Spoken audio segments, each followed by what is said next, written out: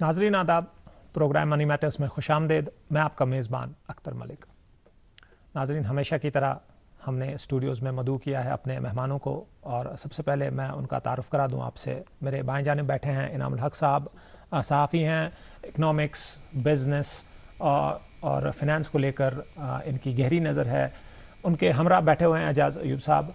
एजाज साहब एक economic researcher हैं, एनालिस्ट हैं, इकनॉमिक्स, बिजनेस, खास तौर पर बैंकिंग पे इनकी गहरी नज़र है।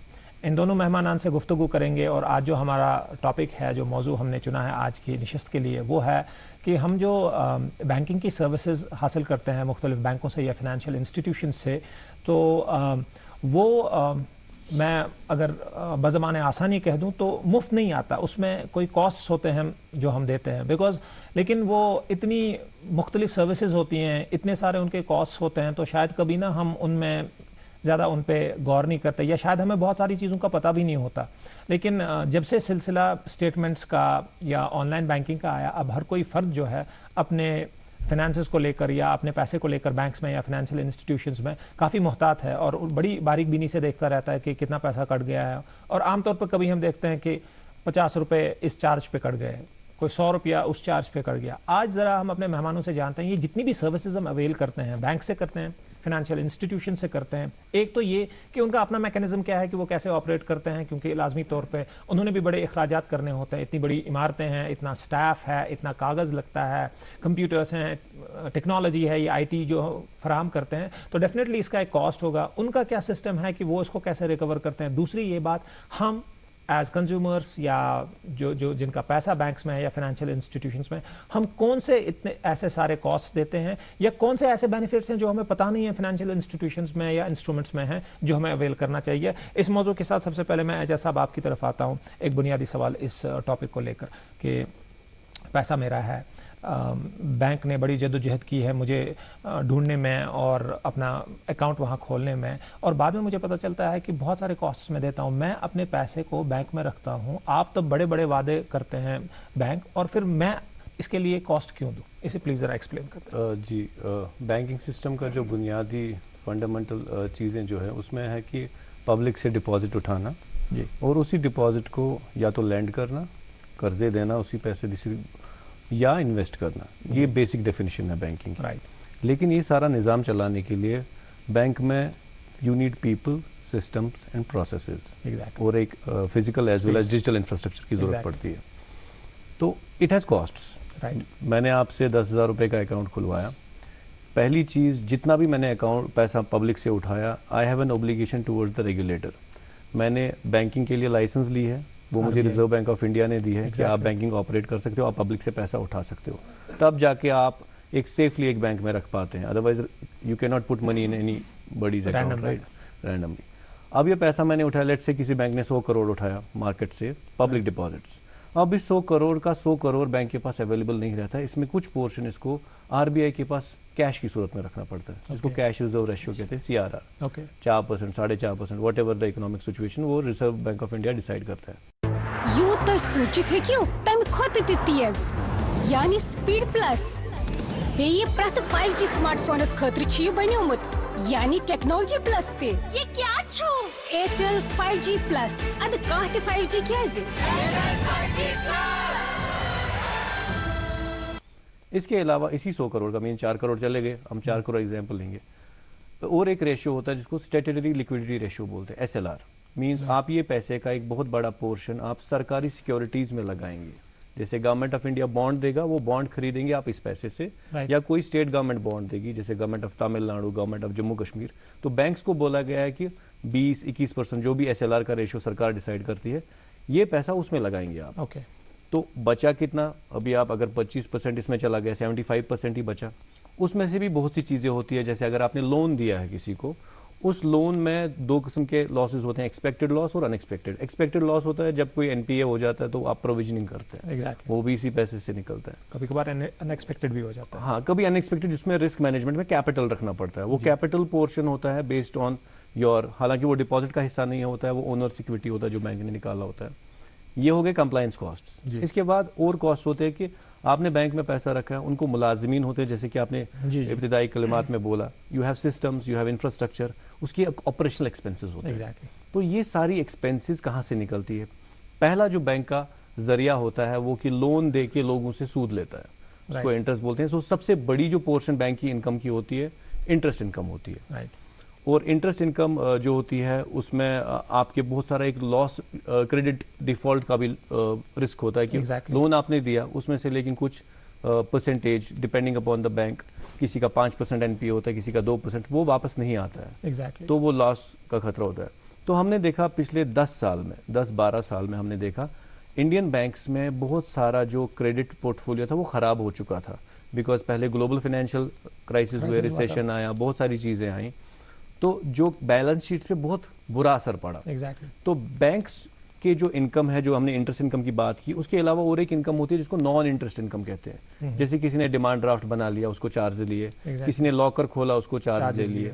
तो ये इनकम पहले कम होती थी। आपकी बात बिल्कुल सही है कि पिछले कुछ टाइम से बैंक्स ने ये चार्जेस बढ़ाए हैं। जैसे हम अगर पब्लिक सेक्टर बैंक्स की बात करें, सबसे बड़ा पब्लिक सेक्टर बैंक इंडिया का स्टेट बैंक ऑफ इंडिया है, या पीएनबी है, या यहाँ पे J&K बैंक अगर हम देखें स्टेट ओन्ड बैंक है, तो इनमें ये वाले चार्जेस बहुत कम होते हैं। मैं आपको एक सिंपल एग्जांपल लूंगा। 2013 की स्टडी में मेजर इनकम जो होती थी non interest income, private banks में लगभग 25 से 30% नॉन इंटरेस्ट इनकम का पोर्शन होता था। और पब्लिक बैंक्स में ये 5%, मीन सस्ती सर्विसेज थी। लेकिन जब मैंने कहा कि लॉसेस हुए, बहुत सारे एनपीएज हुए और कंपटीशन बढ़ा, नए कॉस्ट इमर्ज हुए, फिनटेक पे कॉस्ट लगे, नया इंफ्रास्ट्रक्चर लगा, तो बैंक्स कहीं ना कहीं से अपनी ऑपरेटिंग कॉस्ट को इंप्रूव करने के लिए छोटी छोटी सर्विसेज पे चार्जेस लगाने लगे। जैसा probably I stop you there, pause you there, because हमने इस पर्टिकुलर सेक्शन में हमने बहुत सारे चीज़ें टच की। एक तो आपने ऑपरेशनल कॉस्ट कहे, आपने कहा कि फिजिकल स्पेसेस जो हैं उसके कॉस्ट होते हैं, मुलाजमीन है, ह्यूमन रिसोर्स है, ये सारी कॉस्ट है। इनाम साहब, मैं आपकी तरफ आता हूँ। नाउ दैट वी सी, आए दिन हम कह रहे हैं कि बैंकिंग जो है ना अब डिजिटाइज हो रही है, कई जगह तो बहुत सारी सर्विसेज है जो कंप्लीटली डिजिटल हुई हैं, तो उससे एक आम तासुर जो मिलता है कि दैट दीज कॉस्ट कम क्या, ये तो ख़त्म ही होनी चाहिए। कि अब जो इसमें एक पैसा, अगर मैं जो एजाज साहब ने कहा, जो इंफ्रास्ट्रक्चर ना टेक्निकल इंफ्रास्ट्रक्चर है, उसका पैसा है। जैसे मैं यहाँ बात करूँ किसी पर्टिकुलर बैंक का तो जिक्र करना नहीं है, कोई भी ऐप होती है बैंक की, उसको मेंटेन करने के लिए जो पैसा है वो, लेकिन वो ऐप के थ्रू जब मैं ट्रांजैक्शंस वगैरह करता हूँ या बाकी चीज़ें हैं, इनमें तो ये नेग्लिजिबल या तो खत्म हो जाना चाहिए था। लेकिन हम देख रहे हैं कि अभी भी कॉस्ट अच्छे खासे हैं जी। और दूसरी चीज़ कि इसकी जो टर्म भी है ना, तो बड़ी एक नेगेटिव है। इसको hidden cost, I don't know ये टर्मिनोलॉजी भी कैसी है, ये हिडन कॉस्ट है, ये कोई मुस्बत टर्म नहीं लगती है, बड़ी नेगेटिव टर्म लगती है कि ये आपसे छुपाई गई है ये कॉस्ट, और अब जब आपने शायद खुद से कोशिश की है तो ढूंढ के आपने निकाला है कि ये कॉस्ट है। तो आप बताएं, एक तो दो सवाल इसमें, एक तो ये क्या टेक्नोलॉजी से ये कॉस्ट कम होनी नहीं चाहिए और क्या हुए हैं, दूसरी ये चीज़ कि इनको हिडन कॉस्ट, और ये कितने हिडन कॉस्ट हैं जो हम दे रहे हैं आज बैंकिंग में। जी देखिए, दो बातें हैं इसमें। जब हम कॉस्ट की कम होने की बात कर रहे हैं, सही है, टेक्नोलॉजी की वजह से कुछ कॉस्ट्स बढ़ भी गए, लेकिन मेजरली जो फिजिकल जो एम्प्लॉइज़ का वो कॉस्ट्स कम होते हैं उसमें, या जो ट्रांसपोर्टेशन के दूसरे कॉस्ट्स थे वो कम हुए।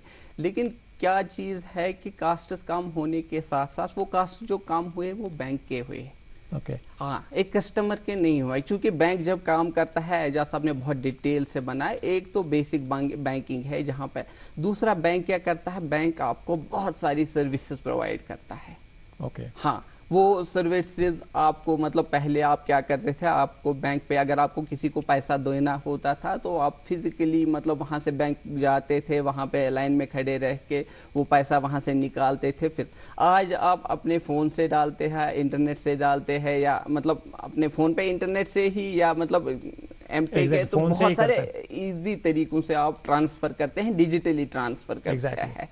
तो इन सारी चीज़ों का बैंक आपसे पैसा लेता है, आपके कॉस्ट है। दूसरे जो बेसिक सर्विसेज बैंक देता है, फॉर एग्जांपल आपको मैं बताएंगे कि अकाउंट ओपनिंग से शुरू अगर हम करेंगे, आप एक अकाउंट ओपन करते हैं, then you have to maintain a minimum balance in your account. अगर आप वो मंथली मिनिमम बैलेंस मेंटेन नहीं करते हैं, तो उस पे आपको चार्जेस लगते हैं। देन बैंक आपको क्या करता है, दूसरा जो पहला हमारा डिजिटल आया वो एटीएम की सूरत में हमें आया Exactly. आप एटीएम, तो एटीएम के भी 2-3 कास्ट्स होते हैं। सबसे पहला कास्ट एटीएम का है कि आपको जब एटीएम इशू होता है तो आपको उसका एक फी होता है। राइट। उसके बाद होता है कि आपको मंथली ईयरली फी जो 6 मंथ से 1 साल में, उसको भी आपको एक चार्जेस देने होते हैं। ईयरली चार्जेस होते हैं, वो साल में आपको 2 बारी काटते हैं या किस तरह से काटते हैं। उसके बाद आप इस एटीएम को यूज करते हैं,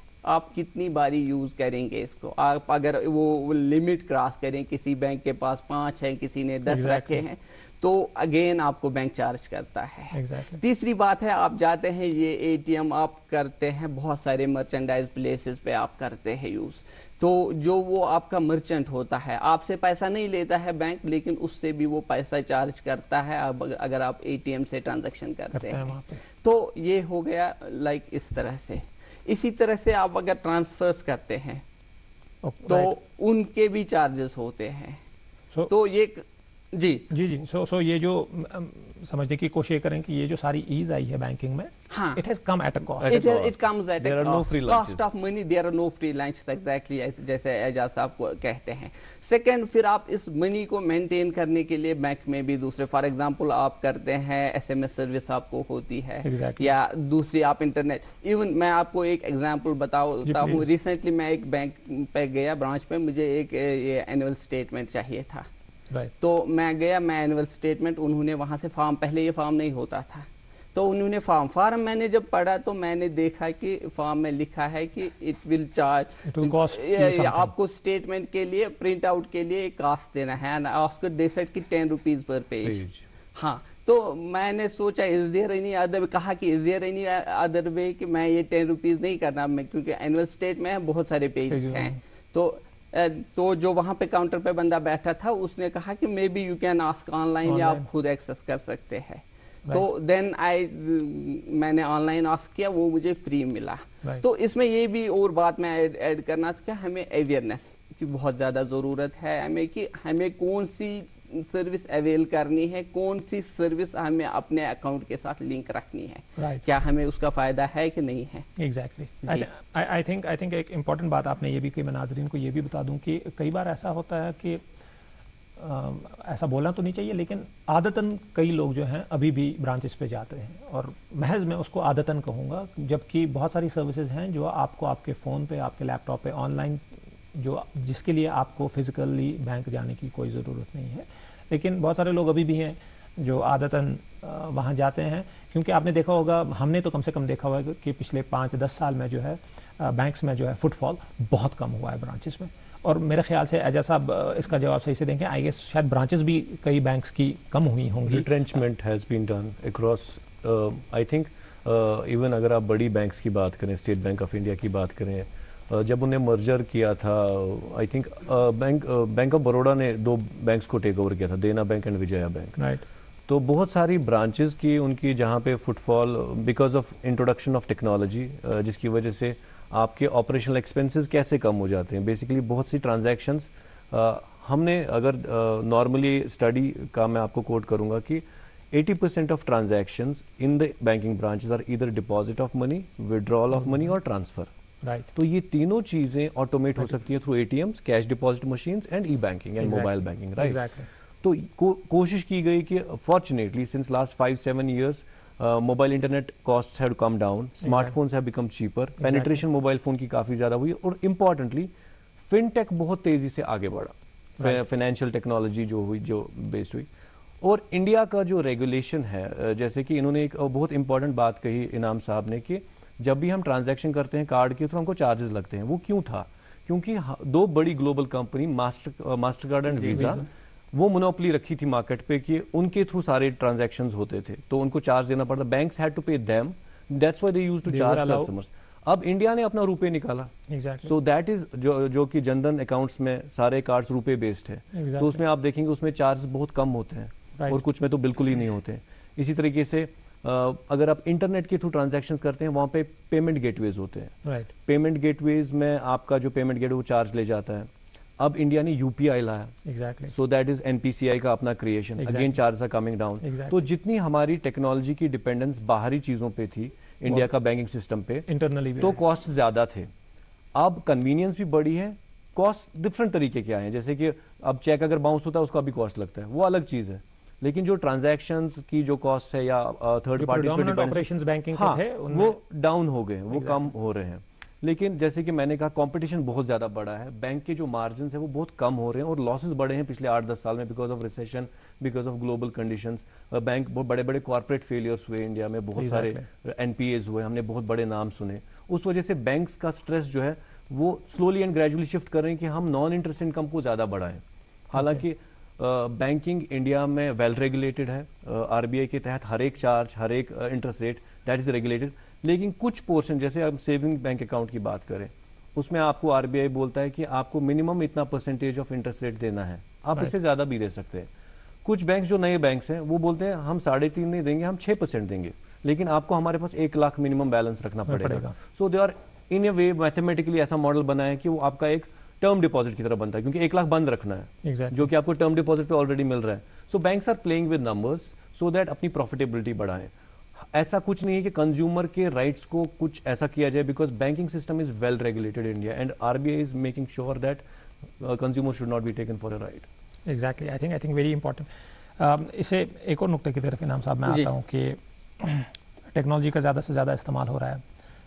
एजा साहब ने कहा कॉस्ट अगर एक तरफ से कम हो रहे हैं लेकिन दूसरे तरीके के कॉस्ट आ रहे हैं, बट उन कॉस्ट से हमारी ईजी आ रही है। जी बिल्कुल। और हमने अपने बहुत सारे पिछले एपिसोड्स में जब हम फाइनेंशियल इंस्ट्रूमेंट्स की बात कर रहे थे, तो एक हमारी फाइनेंशियल इंस्ट्रूमेंट्स जब हम बात कर रहे थे, हम डिजिटल इंस्ट्रूमेंट्स की बात करते हैं। और जब मैं डिजिटल इंस्ट्रूमेंट्स के बारे में आपसे पूछ रहा हूँ, और मैं कंप्लीट स्पेक्ट्रम की बात कर रहा हूँ, जहाँ एक तरफ क्रिप्टो है और एक तरफ आपका ऑनलाइन सेविंग्स बैंक अकाउंट है, तो मुझे काइंडली आप ये समझाएं हमारे नाजरीन को कि ये जो कंटेम्प्रेरी इस वक्त डिजिटल फाइनेंशियल इंस्ट्रूमेंट्स हैं, क्रिप्टो है या बाकी कुछ है, क्या इसके कंपटीशन की वजह से इन जो कंटेम्प्रेरी या जो रेगुलर हम नॉर्मल एवरेज बैंकिंग इंस्ट्रूमेंट्स है, हमारे सेविंग बैंक है, ये ऑनलाइन, क्या इस पे कोई असर पड़ रहा है और इनकी कॉस्ट हमें नीचे नजर आ रही है? क्योंकि अगर लोग ज़्यादा दूसरे कंटेम्प्रेरी फाइनेंशियल इंस्ट्रूमेंट्स की तरफ जाएं, all I am trying to understand is कि ये जो कंटेम्प्रेरी नए आए हैं, जो प्राइवेट हैं, जो क्या कहते हैं, मैं पब्लिक नहीं कहूंगा उनको, क्या उनकी वजह से कोई कंपटीशन है यहाँ जिससे हमें कुछ कॉस्ट में ऊपर नीचे होता दिखे? दो क्रिप्टो थोड़ा अभी डिफरेंट है कि वो हमारी करेंसी का अभी सिस्टम नहीं है, वो सिस्टम में हमारे करेंट है वो अभी दूर है। लेकिन जो डिजिटल आया, जो फिनटेक आया, उसमें से बहुत ज्यादा बैंक्स को प्रेशर पड़ा है, कंपटीशन जरूर आया है। और वो जो कंपनीज, फिनटेक कंपनीज ज्यादातर चल रही है, उनका अभी प्रॉफिट मॉडल नहीं है, उनका ग्रोथ मॉडल है। वो काफी सारा पैसा खर्च करते हैं ग्रोथ करने के लिए, तो वो कॉस्ट बहुत कम कर रहे हैं, जिससे ट्रेडिशनल और रेगुलर बैंक्स जो है उन पे बहुत ज्यादा मतलब उनका प्रेशर बढ़ता है और वो भी कॉस्ट कम कर लेते हैं। लेकिन सर्विसेज जहां तक है, सर्विसेज में मतलब ये सब लोग कोशिश करते हैं कि किस तरह से वहां पे हम थोड़ा सा पैसा जमा करें, तो ताकि दूसरा ये होता है, मुझे लगता है कि मेरे ख्याल से अवेयरनेस बहुत ज्यादा जरूरी है कि जब मैं कोई बैंक की सर्विस अवेल करता हूं, मुझे चाहिए कि नहीं। फॉर एग्जाम्पल हम डेबिट कार्ड्स की बात करते हैं, क्रेडिट कार्ड्स की, उनकी बहुत सारी लेयर्स है, आपको गोल्डन होता है, प्लेटिनम होता है, सिल्वर होता है, इसी तरह से दूसरे, देन आपकी जरूरत के हिसाब से उनमें मुख्तलिफ सर्विसेज जो है वो लिंक की होती है। फॉर एग्जाम्पल मेरे पास कोई प्लेटिनम क्रेडिट कार्ड है, तो मुझे मतलब एयरपोर्ट पे लॉन्च में स्पेशल एक्सेस मिलेगी, मुझे इसी तरह से इतनी शॉपिंग पे दूसरी, तो मुझे देखना है कि ये सर्विसेज क्या मैं कितनी बारी ट्रैवल करता हूं कि मुझे मतलब मैं लॉन्च का यूज करूंगा, लॉन्च का यूज करूंगा, या इसी तरह से मैं मेरी शॉपिंग की कौन सी लिमिट है कि मैं 1 लाख 1.5 लाख एक दिन में कि मुझे इतना बेनिफिट मिलेगा। तो अगर मैं ये सर्विस, ये चीजें देखूंगा, तो ये हिडन कॉस्ट जिसको बोलते हैं, ये मैं बहुत कम कर पाऊंगा। आई थिंक इनाम साहब कता कलामी माफ, आई थिंक एक इम्पॉर्टेंट पॉइंट है यहाँ, मैं जरा नाजरीन को एक और चीज़ भी बताता चलूँ। ये जो इनाम साहब ने जिस चीज़ की तरफ इशारा किया है कि आप जो भी सर्विस अवेल करते हैं उसमें जो भी रिस्क या उसमें जो भी कॉस्ट है, आप काइंडली उसको अपने एपेटाइट के हिसाब से देख लें कि आपको आया वो चाहिए। जैसे अभी इन्होंने कहा क्रेडिट कार्ड की बात चल रही थी कि क्रेडिट कार्ड्स में बहुत सारे कार्ड्स हैं जो आपको फ्री मिलेंगे जिसमें मेंबरशिप है नहीं, बहुत सारे कार्ड्स ऐसे हैं जिसमें आपको मेंबरशिप फी एनुअली देनी पड़ेगी, वो शायद पहले नहीं लें but at the end of the year, शायद वो फाइनेंशियल हो, कैलेंडर ईयर हो, वो उसमें लेते हैं। और आपको जरूरी देखना है कि ये क्रेडिट कार्ड किस चीज के लिए। इस थोड़ा सा मैं ऐड करना जी चाहूंगा। हाँ, जब हम बैंक्स के पास जाते हैं या बैंक्स हमें अप्रोच करते हैं तो उनके पास क्या होता है, they have to sell these services, they approach you, they do the marketing. So वो आपको कहते हैं कि जब आप अकाउंट खोलते हैं तो वो बोलते हैं कि एक इंश्योरेंस साथ लो। तो ये एक कस्टमर को देखना है। इसी तरह से वो आपको फोन करके बताते हैं कि आपका क्रेडिट कार्ड आपको ड्यू हो रहा है, आपको क्रेडिट कार्ड मिल सकता है और उसमें हम ये फैसिलिटीज रख रहे हैं। तो वो एक कस्टमर को देखना है कि क्या ये सर्विस मैं जो ले रहा हूं ऐसे ही मतलब मैं जेब में रखूंगा, लेकिन इसमें मंथली कास्ट आते हैं, ईयरली कास्ट आते हैं जो हमें वो नहीं बताते हैं। वो ये नहीं है कि वो हाइड कर रहे हैं, लेकिन बताते भी नहीं है पहले, और फिर जब वो करते हैं तब हमें पता चलता है कि इसका कोई कास्ट, जिसको हिडन कास्ट की टर्म फिर उसके लिए बड़ी इंपॉर्टेंट बात है। इनाम साहब, मैं इसी की तरफ आ रहा था, नाज़रीन को ये बता रहा था कि जब भी ऐसे कोई फोन आपके पास आया है या कोई आपका अपना कलीग है या आपका कोई दोस्त है जो ऐसी कोई बात करता है, काइंडली फील फ्री कि आप उससे पूछ लें सब कुछ, आप पूरा अंडरस्टैंड कर लें ये है क्या। और पूरा अंडरस्टैंड करने के बाद अगर आपको लग रहा है कि हम ये तो नहीं कह रहे हैं कि क्रेडिट कार्ड कोई अच्छी चीज़ है नहीं, लेकिन हम आपसे ये दरखास्त कर रहे हैं कि आपके लिए वो अच्छी चीज़ है और कौन सा क्रेडिट कार्ड आपके लिए अच्छा है। मैंने एक और मिसाल मैं यहाँ दे दूँ, मैंने बहुत बार देखा है कि ये मार्च और फेब का महीना एक ऐसा होता है जिसमें टैक्स डिडक्शंस होती हैं, और मैंने देखा बहुत सारे जो एजेंट्स उन्हें कह लें, जो बहुत सारे इंश्योरेंस कंपनीज या बहुत सारे वो फोन करते हैं कि आपका टैक्स बना हुआ है तो अब आप ये कर लें उससे, तो तब आपको लगता है कि शायद इमीडिएटली मुझे रिलीफ मिल रहा है, फिर वो आपके लिए बर्डन बनता है क्योंकि आप उसका प्रीमियम दे नहीं पाते हैं। आपको शायद लगता है कि ये उसी साल, और फिर होता क्या है कि उसमें एक एलिमेंट ये भी होता है कि अगर आपने इसको 2 साल तक कंटिन्यू किया तो ये पैसा फॉरगो हो जाएगा, तो वो 2 साल का पैसा भी चला जाता है। तो काइंडली एवरी टाइम आप अपना 1 ही रुपया कहीं पे लगा दें, लेकिन कम से कम वो आप पूछ लें और आप ये भी देख लें क्या वो ज़रूरत है। एजा साहब, एक सवाल पीछे छूट गया था, वो ज़रा मैं वापस आऊँ कि जब भी हमने तो कॉस्ट की बात की, थोड़ा सा बेनिफिट्स एक लीवे भी दे दें हम अपने फाइनेंशियल इंस्टीट्यूशंस को, जिन्होंने हमारी ज़िंदगी इतनी आसान बनाई हुई है। कि हमने ये सुना हुआ है कि जब हम कोई भी फाइनेंशियल सर्विस लेते हैं तो अप फ्रंट तो हम एक वो सर्विस लेते हैं जो हमें पता होता है कि एक सेविंग बैंक खोल रहा हूं तो इसका मतलब है पैसा उसमें डाल सकता हूं, लेकिन कई बार क्या होता है कि उसमें बहुत सारे एड ऑन बेनिफिट्स होते हैं जो हमें पता नहीं होते हैं कि इसमें ऐसा भी बेनिफिट है। तो काइंडली, बिकॉज मोस्टली आप माने लोगों के बस यही 3-4 इंस्ट्रूमेंट्स हैं जिनमें वो इंडल्ज करते हैं, सेविंग है, पीएफ है, तो काइंडली हमारे नाज़रीन को बता दें, are there any benefits that we are missing on? देखिए, 3 बड़े फैक्टर्स जो हमने पिछले एपिसोड्स में भी बात की, whenever we choose keeping our money somewhere, one is risk, return and liquidity. Exactly. जब हम सेविंग्स अकाउंट की बात करते हैं, यहाँ पे रिटर्न्स नहीं देखे जाते क्योंकि बड़े नॉमिनल होते हैं, इन्फ्लेशन से भी कम होते हैं, लेकिन इसमें लिक्विडिटी बहुत इंपॉर्टेंट होती है। Exactly. It's next to cash. Exactly. आपकी जेब में जो कैश है उसके बाद जो मोस्ट लिक्विड चीज है वो आपकी सेविंग्स अकाउंट है, आप एटीएम से जाके या चेक से जाके निकाल सकते हैं। तो liquidity is very important which is given by, returns इसमें कम होते हैं और रिस्क मिनिमम होता है।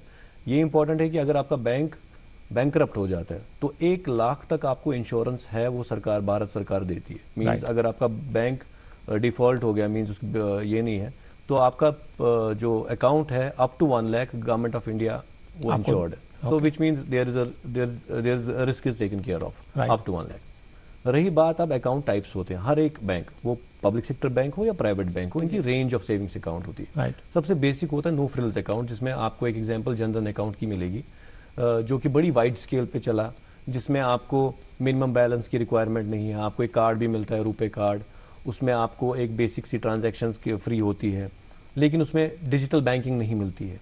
ओके। हाँ, उसमें चूंकि एवरेज क्वार्टरली बैलेंस या एवरेज मंथली बैलेंस नहीं रखना पड़ता है, उसके बेनिफिट्स भी बहुत कम होते हैं। उसमें चेक लीव्स नहीं मिलते हैं, उसमें आप स्टेटमेंट नहीं निकाल सकते, उसमें पासबुक पे एंट्रीज होती है, उसमें एक रुपए कार्ड मिलता है जिसपे बेसिक ट्रांजैक्शंस होती है, और वो आप एक एंट्री लेवल जो कि अनबैंक्ड पॉपुलेशन है उसके लिए वो टारगेट होता है, या स्टूडेंट्स के लिए होता है जिनके पास बहुत कम या AQ भी नहीं रख सकते।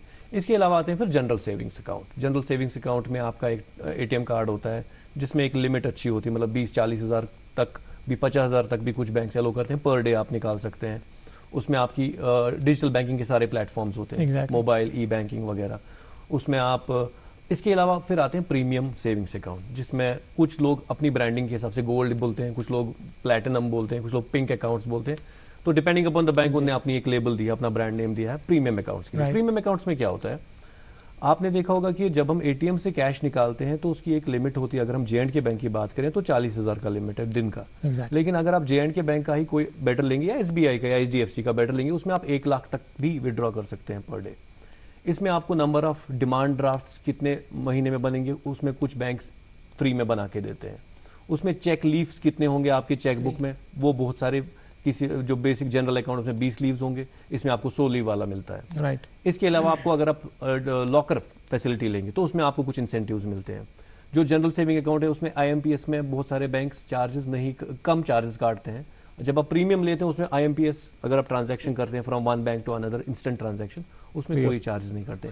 तो आपके सर्विस चार्ज जो है, जितना आप प्रीमियम तब आपको बैंक कंसिडर करता है जब आप अपना पैसा बहुत देर तक बहुत सारा उनके पास रखेंगे, तब आप प्रीमियम अकाउंट है। तो अगर आप प्रीमियम है तो आपको हम चार्जेस में छूट देंगे। लेकिन अगर आप जनरल अकाउंट है, उतने ज्यादा पैसे नहीं रखते, तो आपको हर एक सर्विस के लिए अलग अलग से पे करना पड़ेगा। एग्जैक्टली वो जो आपने पहले ही कहा कि वो ऑपरेशनल मॉडल है। एजाज साहब, माफी चाहूंगा, हमारे प्रोग्राम का वक्त इख्तिताम हुआ चाहता है यहाँ, तो हम अपने मेहमानों से उनका शुक्रिया अदा करेंगे। और नाजरीन, मैं फिर से आपसे बताता चलूं, जो एक इंपॉर्टेंट बात इनाम साहब ने यहाँ पे कही थी, मैं उसको रिपीट करता चलूं कि आप जब भी कोई फाइनेंशियल इंस्ट्रूमेंट लेते हैं या कोई सर्विस लेते हैं तो पहले ज़रूर ये देखें कि आपके लिए क्या वो इंपॉर्टेंट है और क्या रेलेवेंट है। दूसरी चीज़, उसके बारे में सवाल करने में परहेज ना करें। ये जिससे भी है, आपका दोस्त है, आपका नेबर है, ऑनलाइन आया है, कोई कॉल आई है, तो काइंडली सारे सवाल पूछे, उसके बाद आप वो फैसला लें। और इस वादे के साथ कि अगली बार आपसे फिर मुलाकात होगी, आपसे इजाज़त चाहते हैं। अल्लाह हाफ़िज़। Thank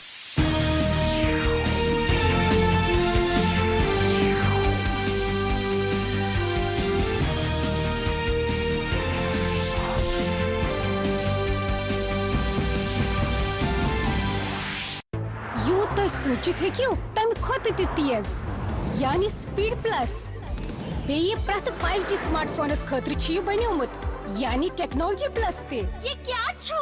Airtel 5G plus. अद काह ते 5G क्या